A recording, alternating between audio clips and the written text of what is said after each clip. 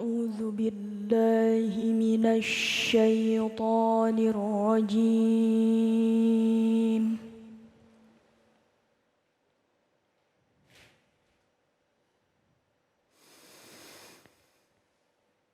بسم الله الرحمن الرحيم.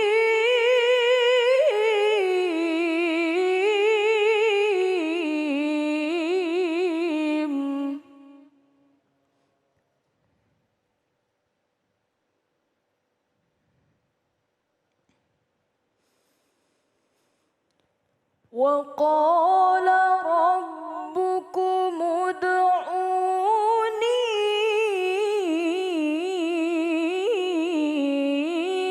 أستجب لكم.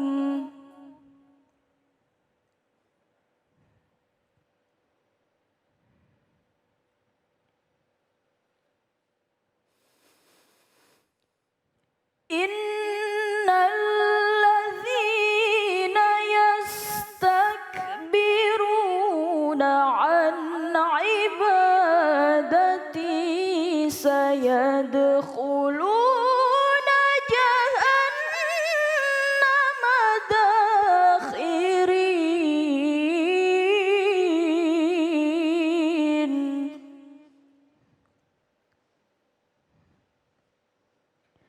صدق الله العظيم.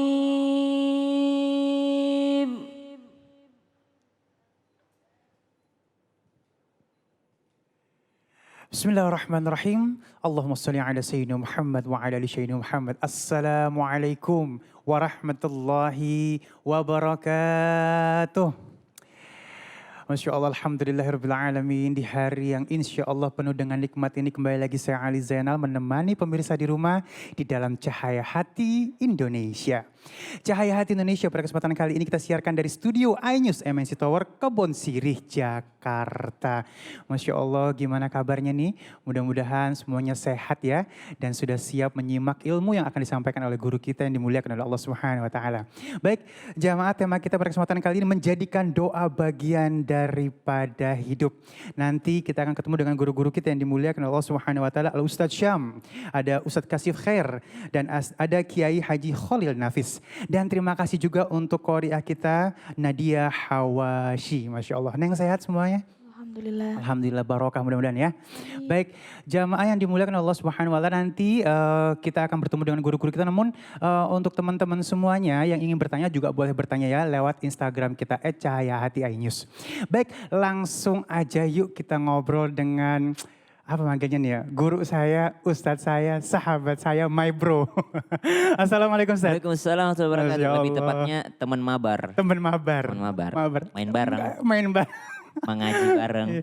Ini kalau misalnya ngomongin mabar, Ustadz yang tahu ABG biasanya. Iya dong, Masya Allah. Masya Sehat. Allah. Sehat, Kang Ali, alhamdulillah. Masya Allah, tabarakallah. Ustadz, orang-orang ini kadang-kadang udah pada malas berdoa nih Ustadz. Malas Kadang-kadang berdoa. iya, kadang-kadang ya Allah aneh doa apa yang salah ya. Kok kagak dikobul-kobul gitu nih. Nah mungkin sebelum kita masuk ke dalam apa namanya subtema kita nih. Itu kenapa sih Ustadz? Kenapa sih kok orang patah arang dalam berdoa nih Ustadz? Kadangkala kita tuh terlalu, makanya di dalam ayat yang tadi dibacakan oleh saudari Nadia, ayat doa itu waqala rabbukum ud'uni astajib lakum, Allah langsung sambung innal ladzina yastakbiruna an ibadati, dan orang-orang yang sombong gitu. Jadi seakan-akan tuh kita tuh dianggap sombong sama Allah. Why? Kenapa? Karena kita merasa bahwa kita lebih tinggi daripada Tuhan. Kita lebih tinggi daripada Allah, seakan-akan kita yang nyuruh Tuhan gitu. Kabulin dong. Emang kita siapa gitu? Benar. Makanya sebelum kita berdoa lebih penting menyadarkan diri bahwa Dia yang maha tinggi, kita yang rendah gitu. Cakep. Orang minta itu nggak memaksa. Kalau ada orang yang meminta kepada Allah, lalu dia kecewa kepada orang yang dimintainya atau sesuatu yang dimintanya, misalnya dia minta sama Allah, lalu tidak diberikan oleh Allah Subhanahu wa taala. Apakah kita boleh marah? Namanya minta. Saya minta sama Bang Ali. Bang Ali, bagi duit dong. Bang Ali Ali nggak ngasih, saya boleh marah nggak? Kecewa boleh. Kok Bang Ali gitu banget sih? Tapi boleh marah nggak? Enggak dong, kan itu hak Bang Ali, mau ngasih atau enggak. Betul, betul. Iya. Tuh ya. Jadi emang haknya Allah untuk mengabulkannya kapan. Dan Betul. insya Allah pasti semua doa dikabulkan ya Ustaz ya. Betul. Baik, Masya Allah Ustaz Syam, langsung kita masuk ke dalam tema kita menjadikan doa bagian dari hidup. Silakan Ustaz. Bismillahirrahmanirrahim. Alhamdulillahirabbil alamin wassalatu wassalamu ala asyrafil anbiya'i wal mursalin sayyidina Muhammadin wa ala alihi wa sahbihi ajma'in. Amma ba'd.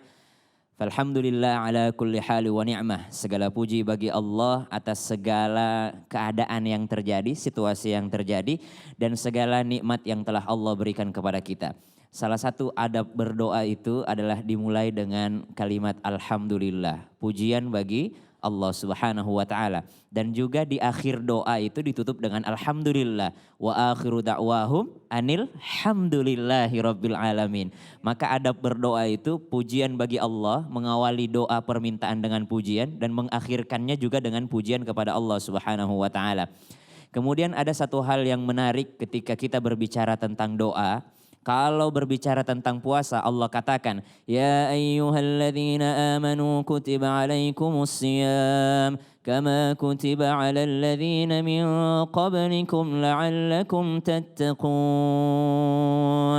Maka yang pertama Allah katakan kalau berbicara tentang puasa, maka puasa itu akan membuatmu bertakwa.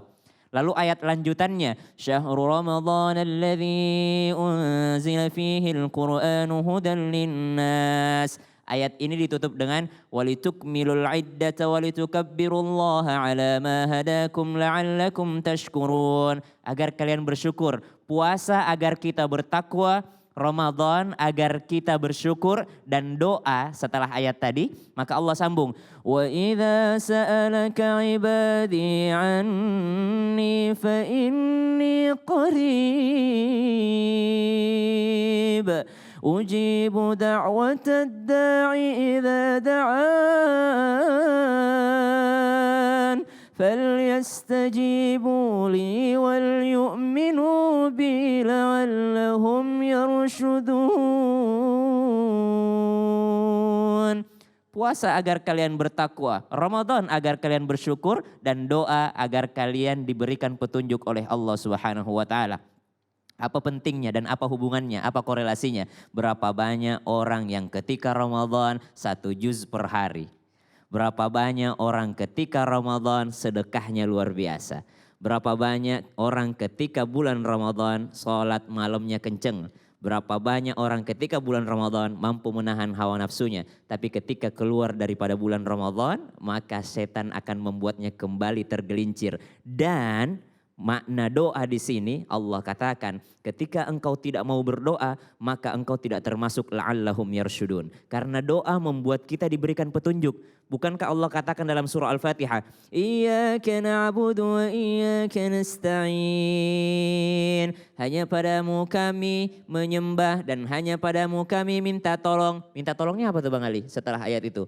Minta tolongnya adalah Ihdinas siratal mustaqim. Satu-satunya yang kita minta sama Allah, berikan saya petunjuk. Maka orang yang tidak mau berdoa sama saja orang yang kehilangan petunjuk arah hidupnya. Pernah lihat gak sih orang yang kayak gini? Punya duit, punya keluarga, punya segalanya. Tapi gue gak tahu nih hidup gue kok kayak gini-gini aja gitu. Bosan dengan hidupnya. Kenapa? Karena dia tidak pernah meminta kepada Allah Subhanahu wa taala. Sebaliknya, ada orang yang melakukan yoga di pagi hari. Saya melakukan yoga. Kenapa melakukan yoga? Karena saya merasa ketika saya yoga, maka seharian penuh perasaan saya nikmat. Ketika saya melakukan ini di pagi hari, seharian penuh saya merasakan kenikmatan dan ketenangan. Kenapa? Karena dia sugesti dirinya untuk melakukan hal tersebut. Itu sama dengan doa, atau doa lebih penting. Kenapa lebih penting? Karena dia berhubungan dengan Allah Subhanahu wa taala. Wa idza sa'alaka ibadi anni fa inni qarib. Hebatnya ayat ini. Allah katakan, idza sa'alaka. Ketika hambaku bertanya kepadamu Muhammad, Inni qarib, jawab kepada mereka, inni qarib, di mana aku, maka sesungguhnya aku amatlah dekat. Aku amatlah dekat. Allah tidak katakan wa in sa'alaka. Allah tidak bilang jika mereka bertanya, tidak. Tapi Allah katakan ketika mereka bertanya. Apa bedanya in dan idza? Kenapa Allah pakai kata when? Kenapa Allah pakai kata ketika? Bukan Allah pakai kata jika mereka bertanya. Tapi Allah katakan ketika mereka bertanya. Saya kasih ilustrasi begini. Ada seorang ibu, anaknya adalah seorang perantau. Anaknya seorang perantau, contoh kami ini perantau di Jakarta, orang tua kami di Makassar. Orang tua kami mengatakan, saya akan senang sekali ketika anakku pulang. Apa bedanya ketika dia berkata begini, saya akan senang sekali jika anakku pulang. Ada perbedaan di sana. Karena kalau dia mengatakan saya akan senang sekali jika anakku pulang, berarti ada dalam pikirannya mungkin saja anakku tidak akan pulang. Tapi ketika dia mengatakan kalau dia pulang nanti, ketika dia pulang berarti dia ada harapan dia akan pulang gitu. Jika dan ketika, baru awal ayat tentang doa ini. Wa idza sa'alaka, maka semua orang seakan-akan Allah mengatakan begini, saya berharap kalian akan berdoa gitu. Saya berharap kalian akan berdoa. Bukan jika kalian berdoa, tapi ketika kalian berdoa. Karena akan ada saatnya seseorang pasti akan mencari Tuhannya. Ketika mereka merasa hidup saya begini banget. Ada orang melakukan perjalanan. Lalu memakai aplikasi Maps misalnya di handphone mereka. Lalu dalam keadaan perjalanan dia nggak tahu arah sama sekali. Kita nggak kenal dunia ini. Lalu ternyata handphonenya lowbat.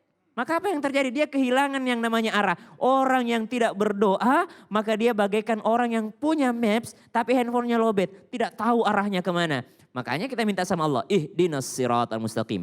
Yang kedua, keutamaan daripada doa ini, ada kisah yang sangat luar biasa. Ketika Nabi Musa alaihissalam berangkat, lalu meninggalkan saudaranya Nabi Harun alaihissalam. Lalu ketika Nabi Musa pulang untuk menemui kaumnya, ternyata kaumnya sudah menyembah sapi.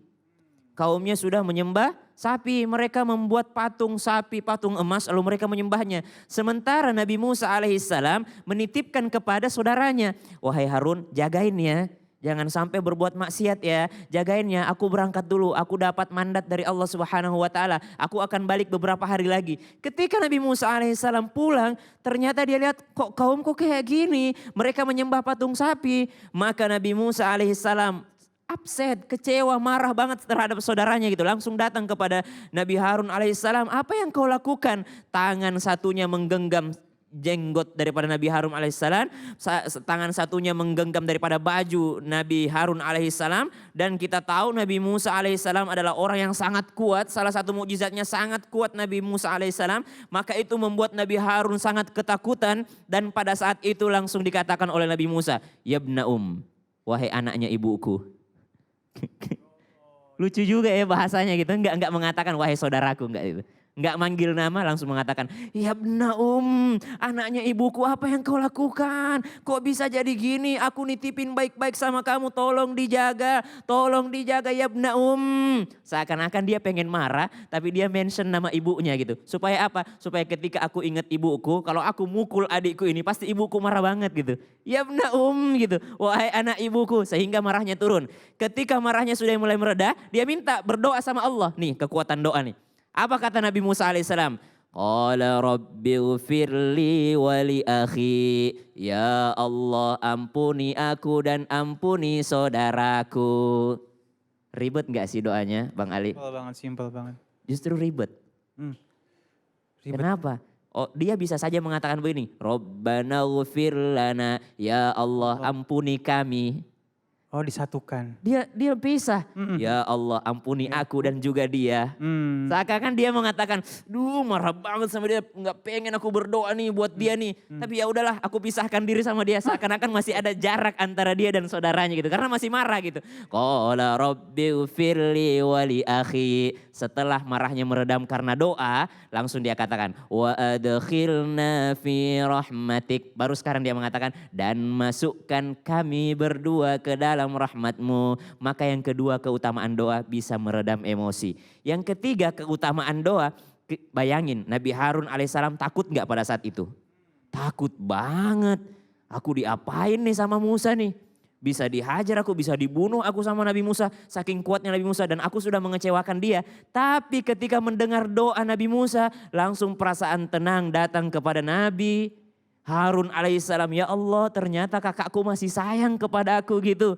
Wa adkhilna fi rahmatik. Lalu Nabi Musa mengatakan, masukkan kami berdua ke dalam rahmatmu. Maka pelajaran yang kita dapat daripada yang ketiga ini, boleh saja ketika kita marah sama orang, saya aku marah sama Bang Ali.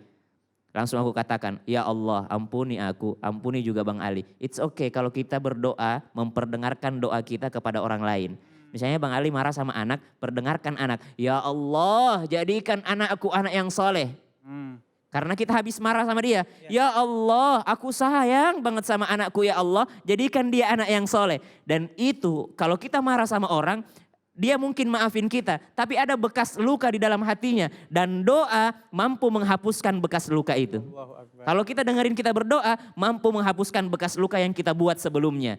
Misalnya aku marah sama orang, kok gitu banget sih cara kerjanya? Misalnya ada orang yang kerja sama kita, nggak gitu cara yang kita marah sama dia. Kita itu pasti terluka hatinya. Tapi kita berdoa, ya Allah sukseskan pekerjaanku dan berikanlah kebaikan untuk ini karyawanku. Perdengarkan dia. Perdengarkan dia, maka rasa sakit dalam hatinya ketika kita marah tadi itu bisa terhapuskan karena doa yang kita panjatkan. Hebatnya bahasa Al-Quran. Apalagi yang dikatakan Allah Subhanahu wa taala terkait ayat yang dibacain tadi Nadia. Masya Allah tabarakallah, Nu'man bin Bashir radhiyallahu an pernah datang kepada baginda Nabi Muhammad SAW. Lalu baginda Nabi Muhammad SAW mengatakan, doa itu adalah ibadah. Doa itu adalah ibadah. Maka ketika Nabi Muhammad SAW telah menyampaikan sabda tersebut, Rasulullah SAW membacakan ayat tadi. Wa qala rabbukum ud'uni astajib lakum. Maka ketika kita berdoa kepada Allah Subhanahu wa taala, itu adalah bagian besar daripada doa tadi. Bukankah para nabi Allah Subhanahu wa taala berdoa di dalam Al-Qur'an? Nabi Musa berdoa ketika Nabi Musa alaihissalam sudah diberikan tongkat nih. Kata Allah, ini modalmu lawan Fir'aun, tongkat. Tongkatmu lebih hebat daripada penyihir mereka. Oke, aku beri kekuatan lagi, aku kasih kekuatan lagi, aku beri mukjizat lagi. Sudah dikasih tongkat ajaib, penuh mukjizat, sudah dikasih kekuatan. Tapi apa kata Nabi Musa alaihissalam ketika pulang? Ketika pulang Nabi Musa, ada tongkat ajaib, ada semuanya. Tapi ya Allah, Rabbi syrahli sadri wa yassirli amri wahlul 'uqdatam min lisani yafqahu qawli. Meskipun aku punya kekuatan sebanyak ini ya Allah, aku gak mungkin bisa tanpa engkau lapangkan dadaku.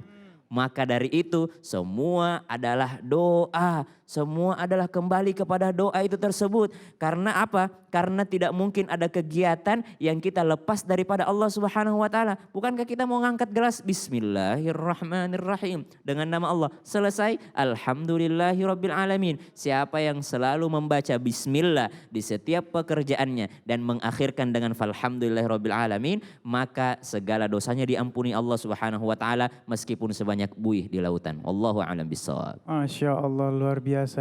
Terima kasih Ustaz Syam ilmunya ya Allah. Ya tinggal diamalin ya, ilmunya udah didapat ya. Hanya dengan bismillah dan alhamdulillah insya Allah akan jadi doa kita. Dan jangan pernah lelah untuk berdoa. Baik jemaah yang dimuliakan oleh Allah Subhanahu wa taala, insya Allah sesaat lagi kita akan bertemu dengan guru kita yang dimuliakan oleh Allah Subhanahu wa taala, Al Ustadz Kasif Khair, dengan subtema kita doa yang terhambat. Tetap bersama kami di Cahaya Hati Indonesia.